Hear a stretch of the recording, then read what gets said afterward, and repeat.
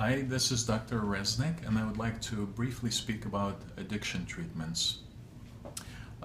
Various addictions are different in different ways. There is one common connection between all addictions. It is a human wish to take something or have some kind of a behavior that makes us feel better in the short run, whereas it's unhealthy in the long run. Um, I will start with opioids, very common now. There is slowly coming out data on how harmful chronic pain management with opioid medications are. This is chronic use, meaning long-term use medications like hydrocodone, Vicodin, oxycodone, OxyContin, morphine, fentanyl patch, various others. There's a lot of them, hydromorphone and whatnot. In most places, I would say those are still prescribed to many people for chronic pain. They are harmful for the people to whom they are prescribed over the long course, even though initially in the short run they seem to offer some improvement. In the long run, they destroy people's lives and affect others in the community negatively, for starting first with the family of the people who are using and to others. The treatments, it has to be both the psychological treatment, such as a 12-step process, Alcoholics or Addicts Anonymous, with or without a pharmacological type of treatment. Often initial detox is necessary, which can be done in outpatient or inpatient way for addicted persons by a prescriber, doctor, PA, nurse practitioner who are experienced and certified in prescribing certain addiction-related medications, such as, for example, buprenorphine. After the detox, some people can go cold turkey, few, not many. Most people will require either detox or a detox with longer-term medication-assisted treatment. The most major would be methadone in a methadone clinic. This is for people who've tried other ways and nothing worked, and they've done multiple overdoses, jail time, and whatnot. And then sometimes methadone can be helpful to stabilize people's lives, and they can go on and have a job and do okay. The next less aggressive step would be with the use of buprenorphine, which is a partial opioid agonist-antagonist. It has some agonist, in other words, some opioid and some opioid blocking activity. And so that's a medication that can be used in various ways, either for detox or a slow tapering process, which works for, I'd say, most people. A very slow tapering at various pace. With the involvement of the family, social network, and some form of psychological approach. The next would be injectable naltrexone, which is a once-a-month injection, and it's a complete opioid blocker with that one, whereas the Suboxone is a partial opioid blocker. It blocks almost all of the opioid effect once the person is taking it. This one, naltrexone, is a complete opioid blocker. It blocks everything. It does require that the person first be completely detoxed off of all opioids, otherwise it'll put them into withdrawal. It's a once-a-month injection. So those are the three main medication-assisted way for opioids. And in our clinic, we can offer both buprenorphine and naltrexone if necessary. Alcohol, in many ways similar.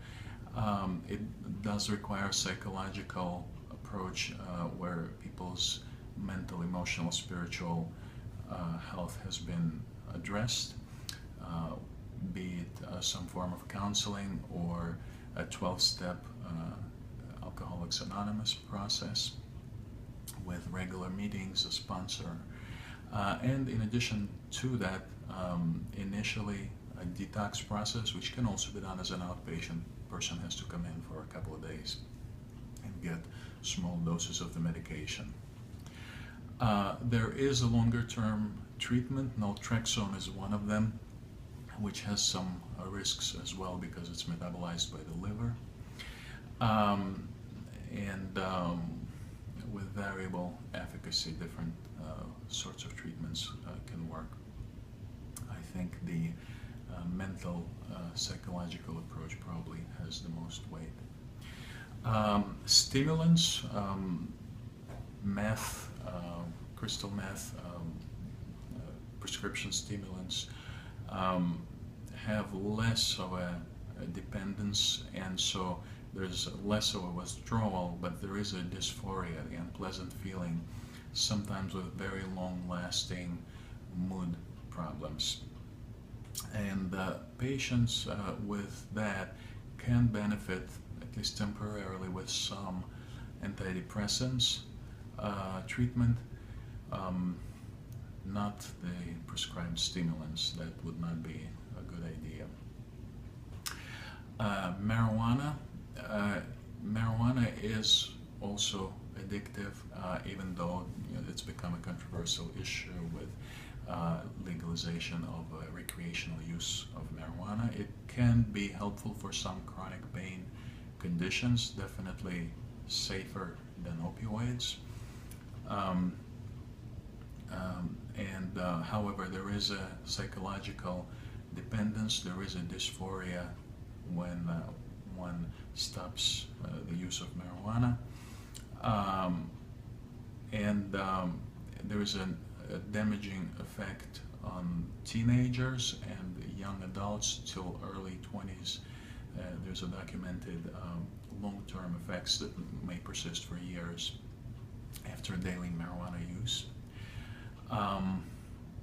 Psychological treatments, as well as possibly some antidepressant type of medication for a certain period of time would be of use. Cigarettes, the most common addiction. It is a type of a nerve stabilizer, nicotine, and so it's addictive. There is a withdrawal, there is a increase in irritability for people who are quitting. Three components in cigarette smoking cessation. One is to prepare for that, to be mindful and make it clear to yourself about what the reasons for quitting are, all the benefits for that, to set a quit date, to smoke your last cigarette, reinforcing that this is the step that you're moving on to something else. That's one thing, the preparation. Then the other two is addressing the two main types of triggers. One is the habitual triggers. Habitual triggers would be all the usual situations in which the person is used to smoking, whether it's when having an alcoholic beverage or coffee in the car. So to prepare in those specific situations, either avoiding them, like some of the friends who are smokers, or if that's not an option, to plan for a substitute that's a healthy substitute, a gum, an apple, whatever would work, but a planned intervention for those habitual situations. And the other thing are the hardest are emotional triggers. People relapse even many years after with emotional triggers. The most common habitual trigger relapse is just hanging out with friends who smoke. The emotional triggers are some kind of emotional crisis or a difficult situation, loss of a job, and so on, family problems. And so recognizing that and planning for how one is going to deal with it when it does come. It sooner or later comes to all of us. We are stressed by something, and then the cravings will come, and then you can recognize it when you have planned for it that this is a craving happening, and there's a bit a measure of a freedom when one is recognizing it. Food, another main addiction. It is very, very difficult for most of us to practice moderation in food on day-to-day basis, to become aware of excess and to continue practice it. We use it as a reward to ourselves after a hard working day, because food consumption is satisfying, and so to practice a type of self-denial is not easy, which is to some extent what it is when you have a small portion and then you decide not to eat. Exercise helps to lose weight, regardless of food, but I think we have to practice moderation. And the addictive component has been recognized, and so there are organizations that are self-help organizations like Food Addicts Anonymous, who limit their food intake to no sugar, no flour, and no snacks, quite rigidly. The other, more open one, is called Overeaters Anonymous, and they set their own limits, not specific ones for everyone. And then there are unhealthy behaviors like gambling and other things that again bring an immediate relief. Video games for children have an addictive component. There are chemical changes in the brain that are similar to all the different addictive things I've described. And there is an addiction that then has to be recognized and dealt with, sometimes extremely challenging